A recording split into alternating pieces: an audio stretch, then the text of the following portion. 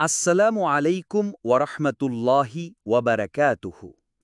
আজ আমরা আলোচনা করব কোরআনের একটি ছোট কিন্তু অত্যন্ত তাৎপর্যপূর্ণ সূরা, সূরা আন-নাসর।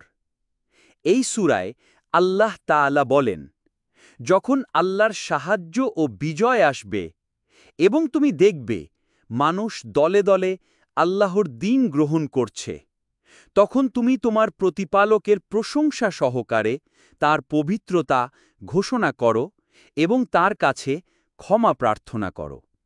নিশ্চয়ই তিনি তাওবা কবুলকারী।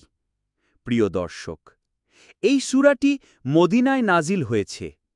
অনেক সাহাবী ও তাফসীরকারক একমত এটি হল নবীজি সাল্লাল্লাহু আলাইহি ওয়াসাল্লামের জীবনের শেষ সময়ে নাজিল হওয়া সূরাগুলোর একটি।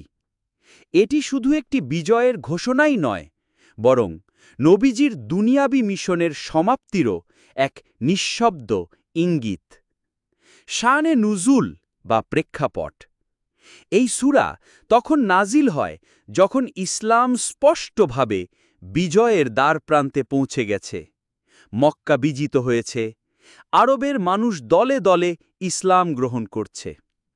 কিন্তু এই মহান অর্জনের মুহূর্তে আল্লাহ নবীজিকে বলেন, তুমি আল্লাহর তাসবিহ বলো, প্রশংসা করো আর তার কাছে ক্ষমা চাও।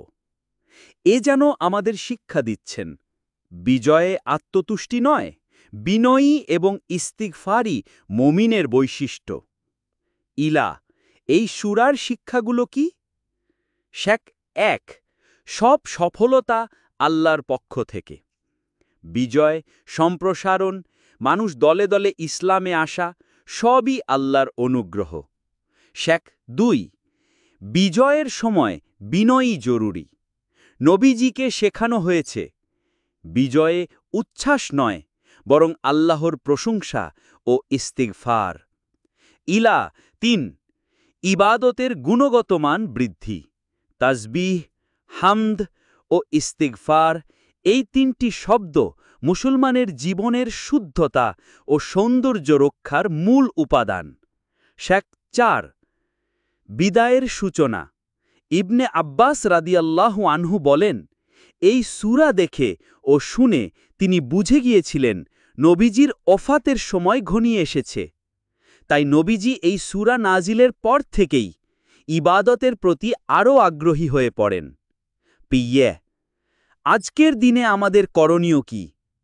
আমরা যদি কোনো কাজেই সফল হই, তা হোক চাকরি, ব্যবসা, শিক্ষা কিংবা দাওয়া, তাহলে বিজয়ের পরে যেন আমরা বলি আলহামদুলিল্লাহ, আর যেন বেশি বেশি বলি আস্তাগফিরুল্লাহ। কারণ সফলতা আমাদের বিনয় না করলে সেই সফলতাই হয়তো পরিণত হবে আত্মম্ভরিতায়। শেষ কথা, প্রিয় ভাই ও বোনেরা, সূরা আন-নাসর আমাদের শিখায় বিজয়ের পথ বিনয়ের মধ্য দিয়ে যায়।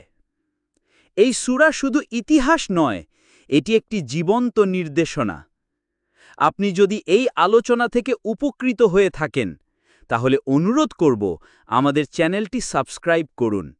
তাহলে ইনশাআল্লাহ কুরআনের আলো আমরা আরও অনেকের মাঝে ছড়িয়ে দিতে পারব। আল্লাহ আমাদের তাওহীদের পথে বিনয়ের সাথে অটল রাখুন। ওয়াসসালামু আলাইকুম ওয়ারাহমাতুল্লাহি ওয়াবারাকাতুহু।